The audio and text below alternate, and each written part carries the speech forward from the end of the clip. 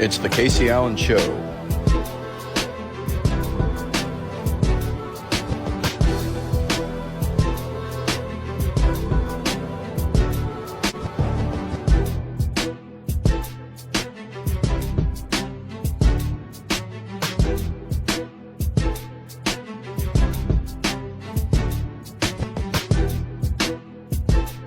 Thanks for tuning in. We've been on a 2-week hiatus due to being very busy with local issues, censorship, in which we're going to be talking about, and many other things that have kept us busy. We're going to go through a lot of censorship stories because that's the main topic right now. We're 60 days out from the presidential election, and social media companies are ramping up their censorship and even colluding with intelligence agencies up to this day to make sure that free speech cannot get across. The first story we're going to talk about is Pavel Durov, the CEO of Telegram. He was arrested in France under charges that are specifically pertaining to him owning the company Telegram and not abiding by their censorship requests. The president of France, Emmanuel Macron, said this was not a political persecution, and this is essentially just prosecuting someone who did not listen to the requests, which is, again, a political persecution.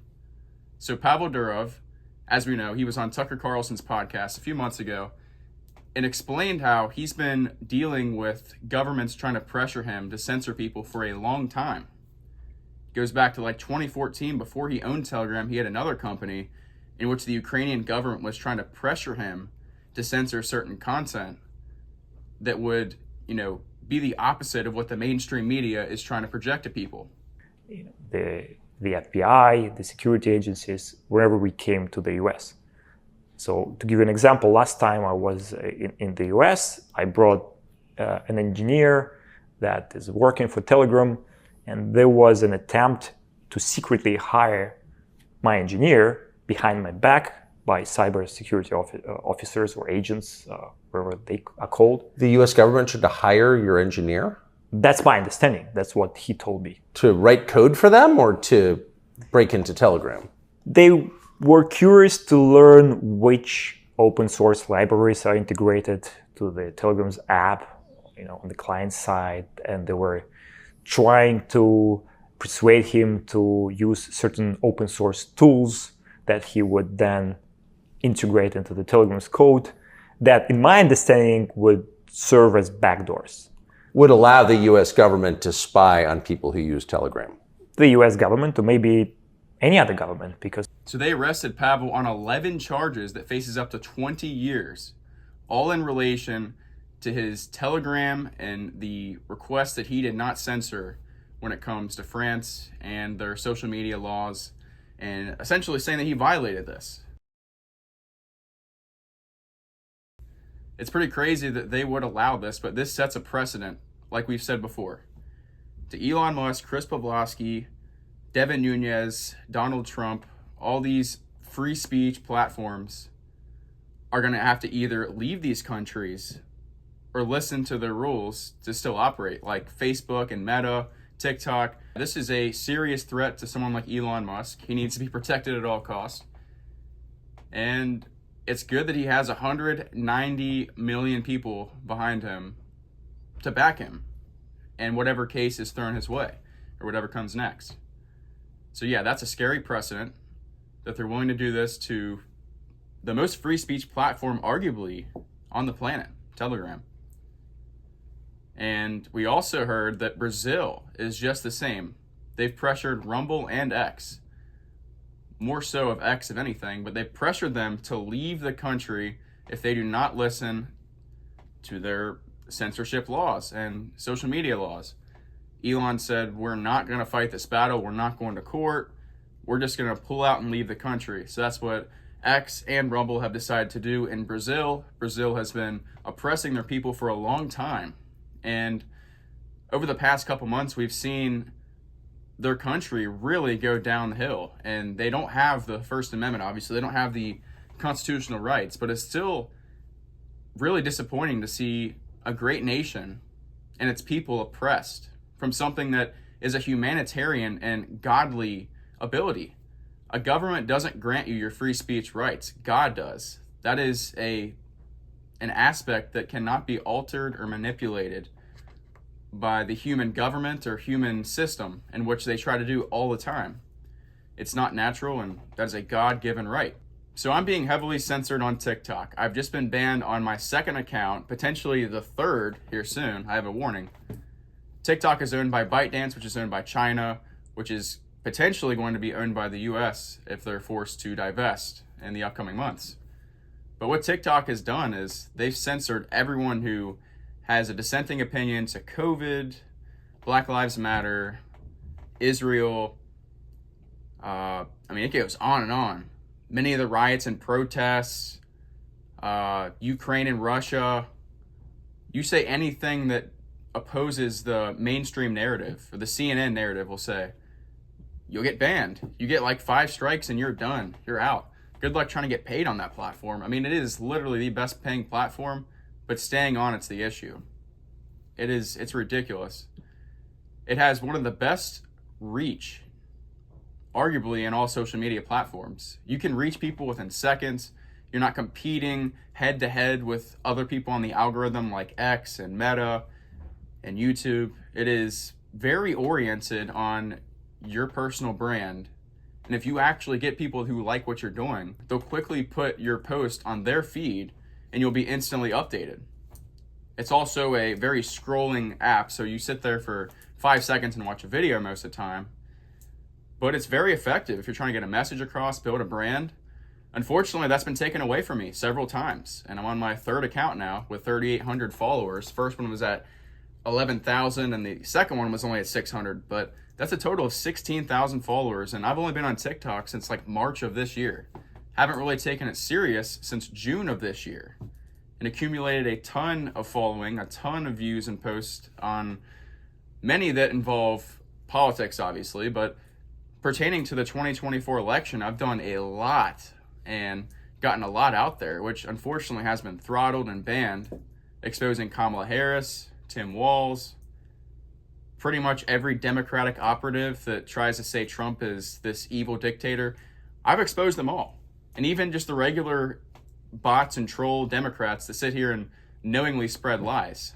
I have debunked every single one of them. I make sure that I do because I get hundreds and likes or so. I had this one post that had 1.1 million views, had 44,000 likes, 7,000 comments, and it was like 5 out of the 7,000 of the comments were negative, bashing Trump, Harris supporting, all these blue hearts.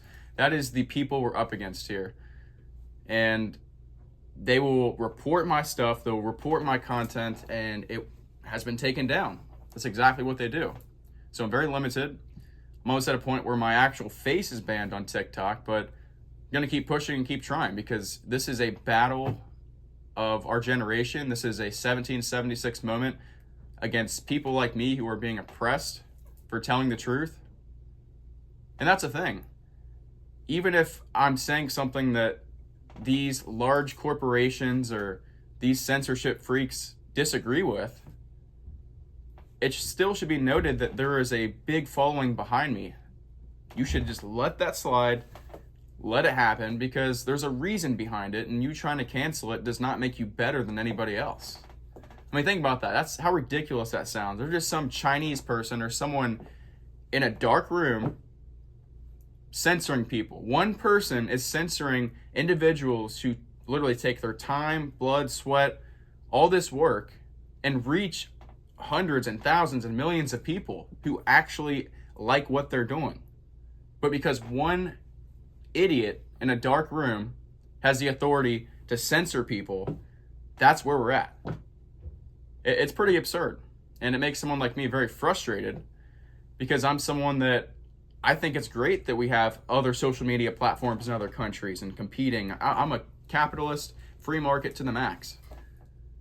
But that's not capitalism. In a sense, it's interfering with our elections if it only promotes Kamala Harris content and it essentially deems Donald Trump posts or anything favoring Trump as hateful conduct, because that's what they've done to me.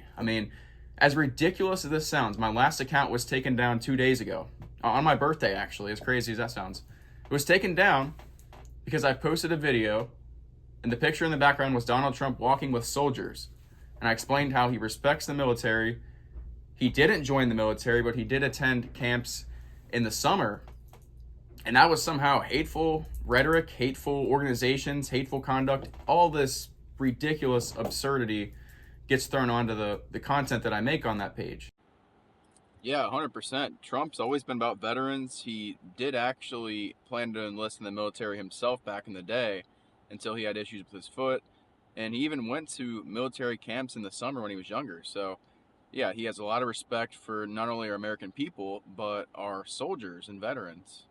And that event the other day, in which we honored the 3-year ceremony of the tragic withdrawal in Afghanistan, of course he was there because it obviously shows his authenticity and his respect for our fallen heroes.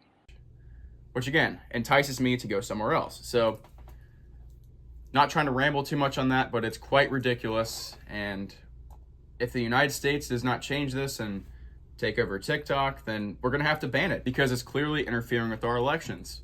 Now, the next story, Facebook, is even crazier. Here's the letter that Mark Zuckerberg issued to the entire world claiming that the Joe Biden administration in 2021 pressured him to censor COVID content and certain narratives that they wanted to stay in their lane. Here it is. So many people are confused behind why Mark Zuckerberg would all of a sudden show support for Donald Trump or show that he wants him to have a voice. I think he's been told by the lobbyist inside of Facebook that Trump very well is going to win this election. It looks pretty good on his part, assuming this is fair. And assuming that happens, Zuckerberg is going to be faced with a lot of scrutiny. Remember, he banned Trump for 2 years on his platform and all of a sudden let him back, said that him getting shot was the coolest thing he's ever seen, or the most badass thing he's ever seen in his entire life. Like, he's such full of shit. He's so inauthentic and just trying to save his own ass. Facebook has the most lobbyists out of any social media platforms. He's clearly getting inside information that he has, and he's only trying to save his own neck because he knows he's going to get sued. And Trump has even threatened him with jail time if he gets elected, because what he's done is knowingly impact our elections, and he literally ratted on himself, the Biden administration. I mean, it's quite comical that he would do this and very surprising, but this is good for Trump. It's good for America in a sense, because now maybe someone like Zuckerberg can go on Facebook, have a live stream with Donald Trump and say, hey, Facebook can be a public town square where people can have open discourse and have open conversations. If he does that, that's a step in the right direction, but it's one of those things you can forgive, but you'll never forget. So that's my take on that. I think Zuckerberg is very inauthentic, and don't believe him trying to act like he's this, moral character here with the high ground. The main problem here is that all these social media companies have the ability to go around the First Amendment based on Section 230 and various other laws.